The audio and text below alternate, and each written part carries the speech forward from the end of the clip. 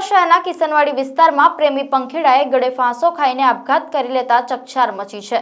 બાપોદ પોલીસે આ મામલે ગુનો નોંધી વધુ તપાસ હાથ ધરી છે। વડોદરાના કિસનવાડી વિસ્તારમાં આવેલા ઝવેરનગરમાં રહેતા 28 વર્ષીય યુવક અંકિત નગીનભાઈ માછી અને તેની સોસાયટીમાં રહેતી 17 વર્ષીય આરચી વિજયભાઈ તડવીએ બપોરે 2:30 વાગ્યાની આસપાસ આપઘાત કરી લીધો હતો।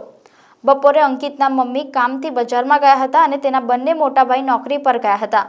આ સમયે આરચી અંકિતના ઘરે આવી હતી અને બંને ઘરમાં હિંચકાના હુકમાં પટ્ટા વડે ગળે ફાંસો ખાઈ આપઘાત કરી લીધો હતો। ઘટનાને પગલે અંકિત અને આરચીના પરિવારજનોએ આક્રંદ કર્યો હતો।